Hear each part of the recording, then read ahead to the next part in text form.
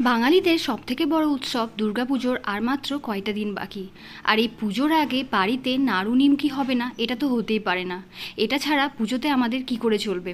তাই পুজোর আগেই এগুলো বানিয়ে ফেলতেই হবে। তাই আজকের ভিডিওতে আমি নিয়ে চলে এসেছি আপনাদের জন্য দুই ধরনের নিমকি। একটা হবে একেবারে খাস্তা এবং মুচমুচে, আর অপরটি হবে ভুরভুরে। তো চলুন রেসিপিটা স্টার্ট করা যাক। প্রথমে একটা বোলের মধ্যে নিয়ে নেব 3 কাপ ময়দা, দিয়ে দেব 1 টেবিল স্পুন নুন, হাফ টিস্পুন কালো জিরে আর 1 টিস্পুন মতো জোয়ান। জোয়ানটা হাতে একটু 2 হাত দিয়ে এভাবে রাব করে নিলে গন্ধটা খুব ভালো বেরোয়। এরপর ছড়িয়ে দিয়ে হাত দিয়ে সমস্ত কিছু খুব ভালোভাবে মাখিয়ে নিতে হবে। এরপরে পালা হচ্ছে ময়ান দেওয়া। তো প্রথম যে নিমকিটা বানাচ্ছি এটা ভুরভুরে খেতে হবে, কারণ এর মধ্যে চলে যাবে হাফ কাপ মতো রিফাইন্ড তেল।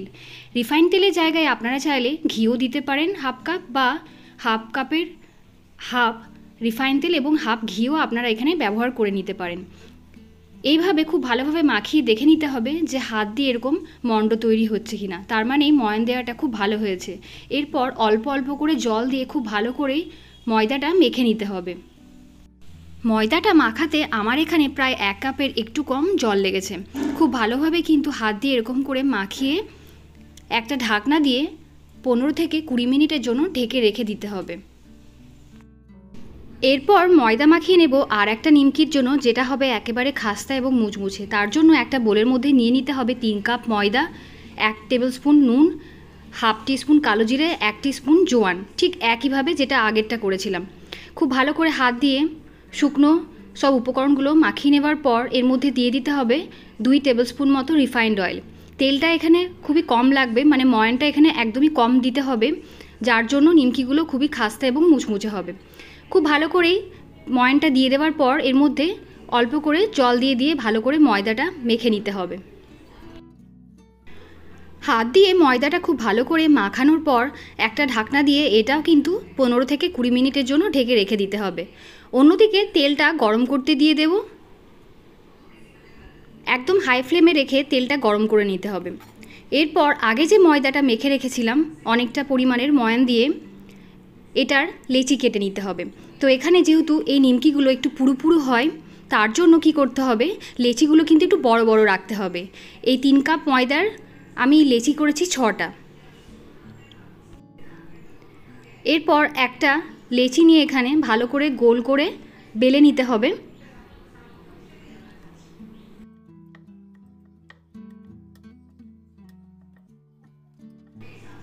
একটু মোটা করেই কিন্তু বেলে নিতে হবে, ব্যাস। এর থেকে বড় আমি করব না, মানে এর থেকে পাতলা আমি আর করব না।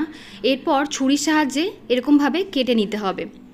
নিমকিটা ডিপেন্ড করে যে আপনারা কী শেপে দেবেন। আমি এখানে একটু মিডিয়াম সাইজের যে লম্বাটা হয় ওই রকম কাট করে কেটে নেব।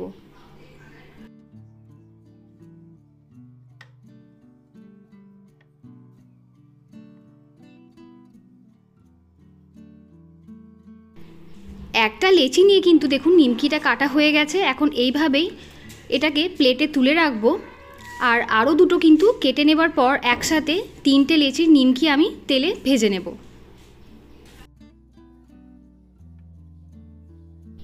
নিমকি ছাড়ার আগে তেলটা কিন্তু খুব ভালোভাবে হাই ফ্লেমে গরম করে নেওয়ার পর ফ্লেমটা কিন্তু লোতে করে দিতে হবে।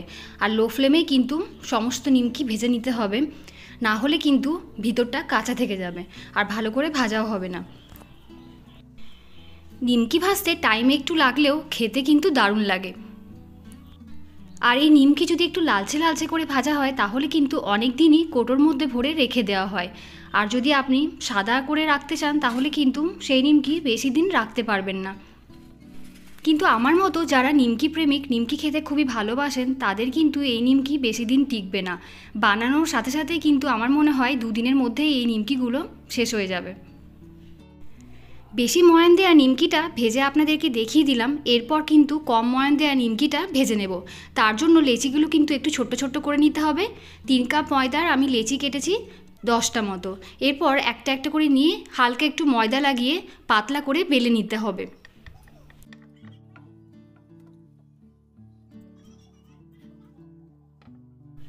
দেখতে পাচ্ছেন একদম রুটির থেকেও পাতলা করে বেলে নিতে হবে। আর যেভাবে আপনার কাটার ইচ্ছে কেটে নেবেন। তবে এই পাতলা নিমকিটা একটু ছোট্ট ছোট্ট করেই কেটে নেবার চেষ্টা করব। চাইলে লম্বা করেও রাখা যেতে পারে।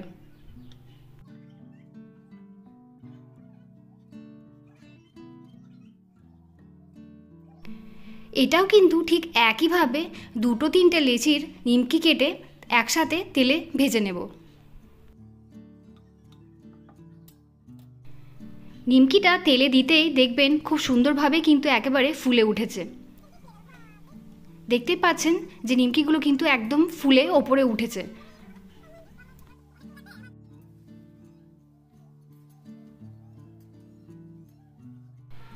এই নিমকিগুলো ঠিক একইভাবে হালকা একটু লালচে লালচে করে ভেজে নেব।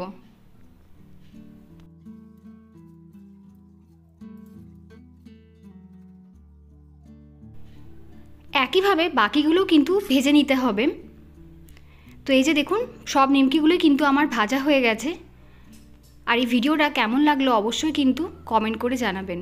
আপনাদেরকে এখন একটু সাউন্ডটা শুনিয়ে দেখাচ্ছি যে এটা কতটা মুচমুচে হয়েছে।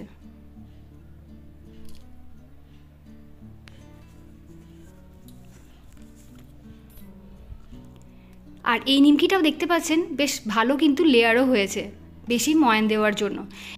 ভিডিওটা ভালো লাগলে অবশ্যই কিন্তু লাইক শেয়ার কমেন্ট করতে ভুলবেন না। আজকের জন্য আমি এখানেই বিদায় নিচ্ছি। দেখা হচ্ছে পরের ভিডিওতে। টাটা।